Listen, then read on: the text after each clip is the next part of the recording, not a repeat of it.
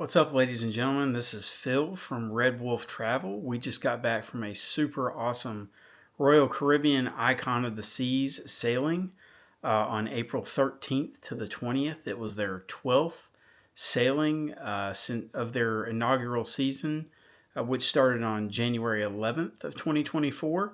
Um, some great things about this ship. I'm just going to kind of go through the good and what I'll say is maybe one or two not so good things about the ship in general. And we'll just kind of I'll give you a little highlight reel of what I think about the ship because a lot of you have been asking about this. So let's start with the good. So first, the elevator system is kind of a new innovation for Royal Caribbean, starting with this ship, and it's probably one of the most amazing I've seen yet. The elevators, essentially, you'll go and you'll select on a tablet the floor that you want to go to, and that will then queue up a letter of one of 12 elevators that are in the same area that you're standing, and it'll direct you to go to one of those elevators. And when it does, what's happened is the software running behind the scenes for the elevators is optimizing which elevator you take to go with other folks that are trying to get to those same floors. What that prevents is, let's say, six families all standing around with four each trying to go down to level 5, and they all get on a different elevator of the 12, and they basically clog that up for the other people that are trying to go up below them or above them, whatever. So it results in a little bit more crowded elevators at times, but it's much, much more efficient. And the end result is that you get to where you're going faster. I think we waited maybe a minute and a half, if that, or less, on every single elevator that we took during the duration of the 7-day cruise that we had. The other thing I'll definitely say is, so world-class entertainment, hands down. Royal Caribbean always does an amazing job with their entertainment. We went and saw the Broadway show, The Wizard of Oz. They had Dorothy's house spinning on those cables, like going up and down in the air. The Wicked Witch of the West was sitting there riding the bike with the broom, like in midair. It was amazing. Just a great, great show. The actresses could sing their hearts out. It was just phenomenal. And it was a nice twist. It was some things that you don't see all the time. It's always cool to see different adaptations of that, and people put their own little twist on it, even though the show was, largely what you saw from the 1939 movie. And then the boarding and, going back just to the entertainment. So we did see the Aqua show and the Ice show, which were both fantastic as well. You really cannot beat it as far as like family entertainment. It's something different every night. And it was, they had the 2-time world juggling champion was in the elemental show that was the ice show. It was incredible. The guy, he like juggled six balls on his back and like put him in a position where he then got them up and was able to like still keep juggling them like they never hit the ground. Really, really cool show. Then let's see. So just in terms of the boarding and disembarkation, it was a super, super easy process. Everything was well organized. You literally just show your passport. Then they put you in a lane. You walk through that lane. You walk on the ship. And the whole process took less than 15 minutes. I would probably say it even took less than 10. It was very, very easy. The ports, you literally just took your SeaPass card. You tapped it on a card reader. They ding. Oh, hello, Mr. Phillip. How are you? And then you just walk right through. Same thing with your family. When you get back on the ship, you just scan that pass again, get right back on the ship. You go through a 2-second, checkpoint where they check your bags and what you brought back on board, and then you're right back onto the ship having a great time. The activities for families, just the water slides, they were incredible. I felt like I was at a water park pretty much most of the days we were there. The kids had a blast riding There, I think there were 6 different slides that they rode on. There was a sport court where people were constantly playing basketball, pickleball, um, ping pong, um, table tennis. Soccer. They had some tournaments for that. They had free throw shooting contests. It was amazing. And then singles. They had meetups at the lobby bar. Like you could go have like a little speed dating session and just kind of just meet people, enjoy yourselves. They also had some game shows. They had like a Family Feud kind of adaptation. They had this the dating game thing for couples, and that was really funny to watch too, because when they put that on the closed circuit TV, like the recordings of that for the next several days. So when you're waiting for somebody to get out of the shower or in the stateroom, or you're waiting for somebody to dry their hair or something, you can just sit there and watch that. And it was pretty good. It was a lot of fun. They had a lot of trivia games for the kids. Like you could just go sign up at random times. They really put together a nice itinerary of just various options of things that you could do. My son actually won the superhero trivia. That was really fun. He was really looking forward to that. And then when he won it, he was really excited. So there were a ton of activities out there. But then I'll say another thing that people always get very concerned about on these ships is the motion. And thinking, I hear this all the time. Oh, I could never do a cruise, or I could never go on a Royal Caribbean ship because it's just they rock too much. Like I would get seasick. I'm gonna tell you something. I get seasick really, really bad. I didn't even feel it. Didn't even feel it.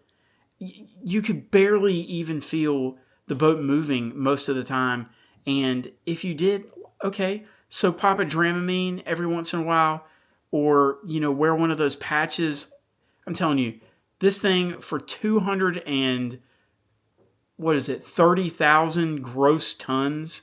No, I think it's 250,000 gross tons for that ship to weigh 5 times the size of the Titanic. You didn't feel any of that roll at all. It was amazing. The specialty dining was awesome. We went to Chops Grill, which is their signature steakhouse. I'm telling you, for the people here locally in Raleigh, their filet was as good as the Angus Barns. I'm not joking. It was awesome. We had some great ribeye, or my dad had a great ribeye there. The kids even ate. I mean, I think my son also got a filet, and he loved it. It was cooked well. Everything was cooked to temp, perfect temp. And we also went to Giovanni's. Giovanni's was really good. That's their Italian restaurant. The tiramisu was outstanding. Probably the best tiramisu I've ever had in my life, to be honest with you. And I've had a lot of tiramisu. I didn't get this way because I don't like to eat. So we we really enjoyed that. And their chicken parm was outstanding. The pizza was outstanding. They had a lot of different flavors, a lot of different toppings and options that you could get. Limoncello, cheesecake. It's just, you could. We had like 2 desserts at every meal. It was great. The service was outstanding, even from the stateroom attendants to the lifeguards to your dining staff. Everybody was there making sure that you had the best time of your life, and they were all so good. And the cruise director, Mike, was outstanding. At the beginning of the kickoff party on the ship, which I posted a few videos of, he took the time to tell everybody that he really hoped that you would view the cruise through the lens of your own 2 eyes instead of your smartphones and your tablets. And I really appreciated that because, everybody was on there to have fun with their families or, their significant other or whatever. And you really put that in perspective, that you want to spend the time with them instead of behind the screen. It's a good lesson for all of us, as I'm sitting here talking to you through a recording. But it was true. I mean, we really tried to spend as much time as possible, just in the moment with the family, instead of, just recording things and, just watching the shows instead of sticking the phone up there and recording everything. So it was really good. So I'll get to some of the not so goods. So there's not many things, to be honest with you, but I will say that the refreshment beverage package, which is the I guess Coke products package, we bought that for everybody, and I don't feel like I got a great value out of that because the Coke Freestyle machines on the ship, I think there was only one working that I saw at any given time.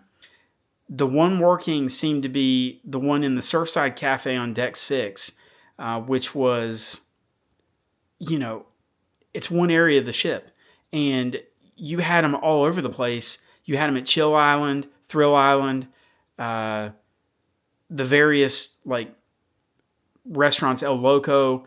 That one seemed like it was always broken. It was like the myth of the McDonald's ice cream machine, right?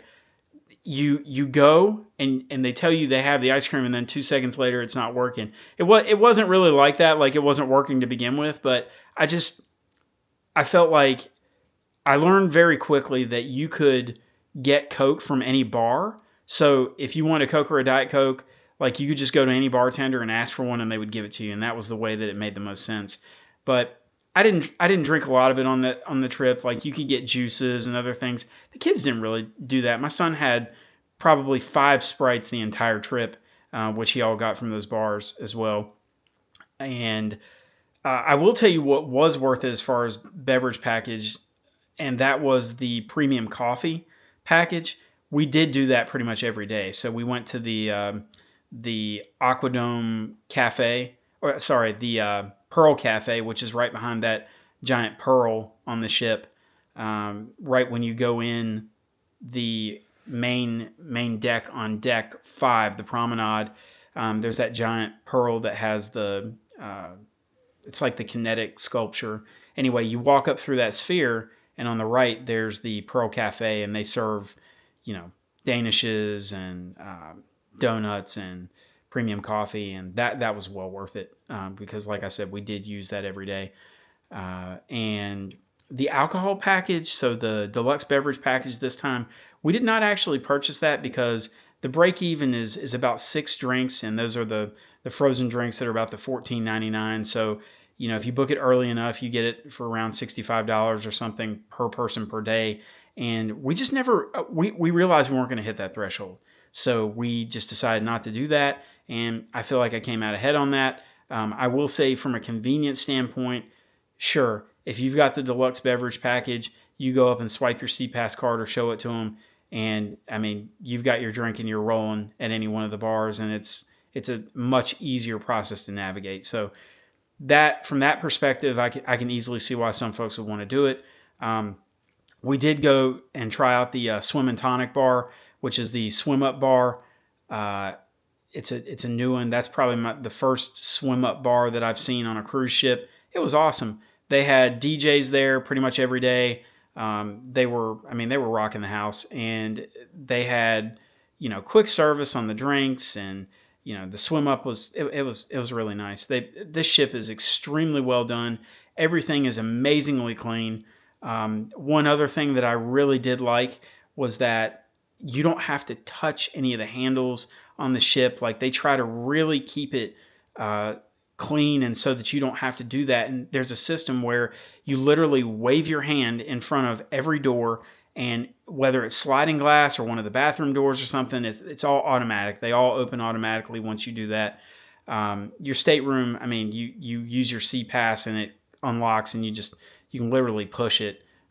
It does have a handle, but I mean, again, it's you and the stateroom attendant and your family that are touching that handle. So if that's a concern for you, and you just, I guess you're worried about wellness, and I mean, which I am certainly. I'm kind of a germaphobe, if you know me. Like, I don't really enjoy touching a lot of public spaces and like putting my hands on things that the general public does. And I still, even post COVID, I love to see a hand sanitizer station around, which they had tons of, because I'll get a quick squirt of that and just be on my way. But they were everywhere, and the health and safety of the public and was really important to them, and you could tell. But as always, I'll say this: you know, if we can help you plan, your next cruise on Icon or Wonder of the Seas or Mariner or any of the ships, any Royal Caribbean, any Carnival, any Norwegian, whatever it is, reach out to us at Red Wolf Travel on Facebook, at Real Red Wolf Travel on Instagram. We are always glad to help. We do all inclusives. We do Europe trips. You can dream it up. We can do it. Believe me. Come to us. We love doing that kind of travel. Bahamas, anywhere. I've got other videos out there that are coming up with this. So when you see that, just like and subscribe. And if you don't mind, subscribe to this channel because it helps us out. We love bringing you these videos. So wherever you are, whatever you're doing, I hope you're having a great day. And thanks for watching. Take care.